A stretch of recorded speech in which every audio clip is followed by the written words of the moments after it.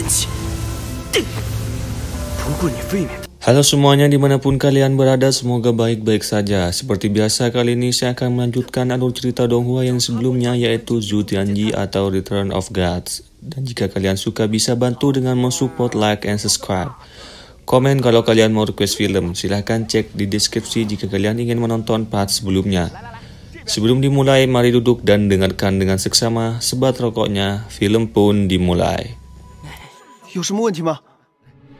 存亡的大事儿给耽搁了，这晚了。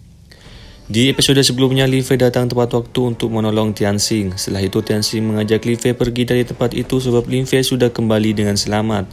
Namun Li Qingshan keberatan saat mereka berdua hendak pergi. Kemudian Li Qingshan berniat ingin menyerang Lin Fei dan Tianxing karena sebelumnya Tianxing sudah menyinggungnya. 既然林飞回来了，我就不跟你计较了。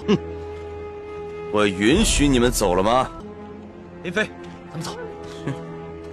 Sebelum itu, Lin Fei menyadari bahwa Li Qingshan mempelajari teknik iblis dengan memanfaatkan segel dari Kaisar Iblis. Dan juga Li Qingshan menuduh Lin Fei yang menyabotase segel Kaisar Iblis sebab Lin Fei mempunyai dendam karena ia dihukum. 可为何封印出现异常？他就是掌教派来看守封印的真主，却没有及时上报。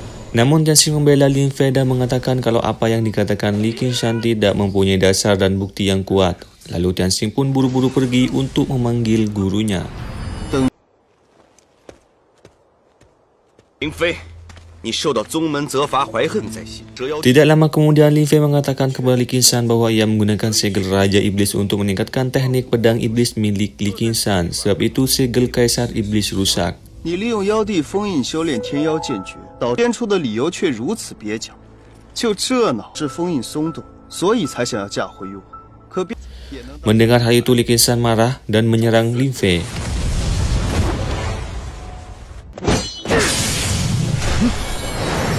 Meskipun Lin Fei masih dalam Yuan Yang, tapi dia masih bisa menahan serangan dari Li Qingshan, yang pada akhirnya Lin Fei memasukkan kekuatannya ke dalam tubuh Li Qingshan, yang mana kekuatan itu bisa melukai dantian milik Li Qingshan. Kekuatan tersebut dinamakan aura pedang. 所谓真传，就这点本事啊！ 天妖屠神策。 Saat Li Qingshan ingin menyerang Lin Fei lagi, tiba-tiba Wan Liguang datang dengan Tianxing. Kemudian Wan Liguang mengatakan jika Li Qingshan masih kekeh untuk menyerang Lin Fei, maka Li Qingshan akan menerima hukuman dari ketua sekte.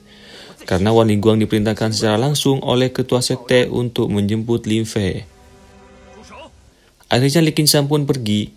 Scene berlanjut, mereka bertiga sampai di kediaman ketua sekte. Nampaklah seorang pria, ia bernama Xian Quan dan berada di ranah Dharmakarya.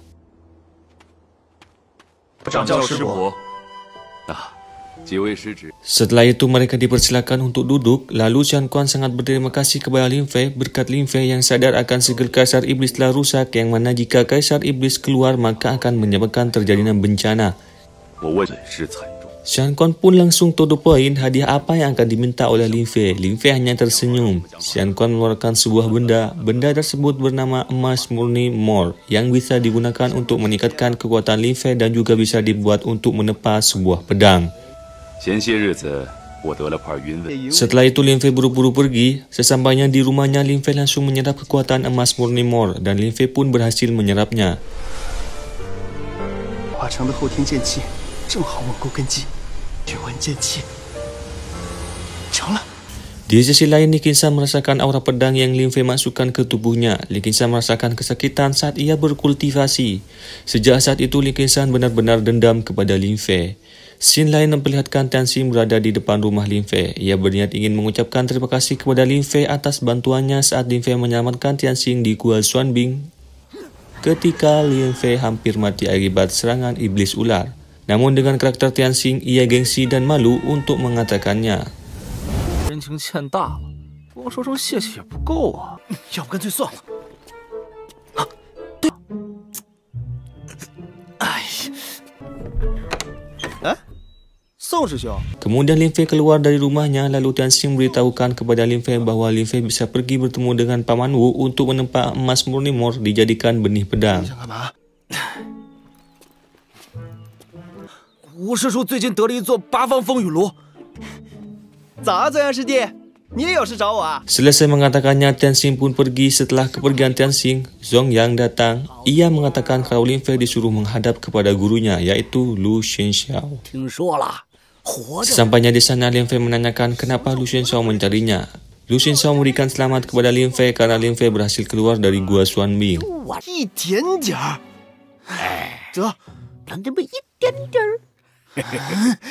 Mendengar hal itu, Lin Fei memarahi gurunya karena pada waktu itu gurunya tidak datang membantunya. Lu Xianxiao menjelaskan kalau ada hal yang tidak bisa ditinggalkan karena terkait dengan keadaan sekte. Saat Lin Fei ingin pergi, Lu Xianxiao memberikan informasi mengenai emas murni. Ia mengatakan jika Lin Fei ingin mendapatkan emas murni untuk ditempa, Lin Fei harus pergi ke toko pertukaran senjata.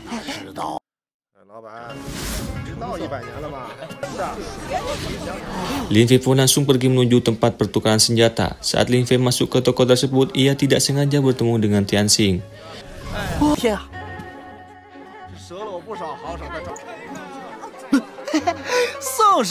Lin Fei menanyakan apa yang Tianxing lakukan di toko pertukaran senjata. Apakah ia akan membeli sesuatu di sana?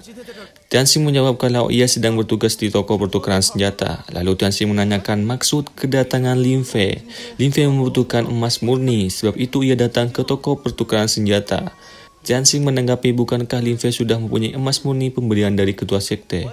Lin Fei hanya tersenyum karena emas pemberian dari ketua sekte ia sudah menyempurnakannya atau menyerapnya ke dalam tubuh Lin Fei.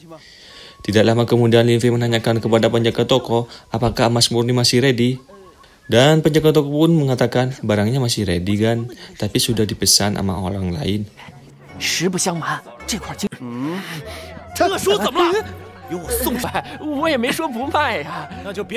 Mendengar hal tersebut, Lin Fei tidak peduli karena masih belum ada transaksi dari kedua belah pihak. Maka dari itu emas murni masih belum ditentukan siapa pemiliknya.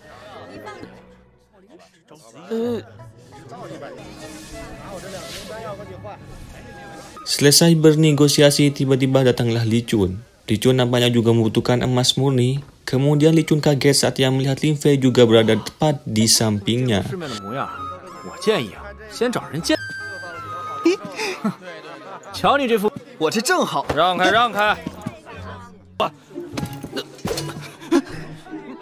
Lalu Lin Fei pun dengan tegas mengatakan kalau emas murni adalah milik dari Lin Fei. Nampaknya akan terjadi pertarungan. Oke, sampai di sini saja dulu. Terima kasih sudah menonton. Tunggu di part selanjutnya. See you.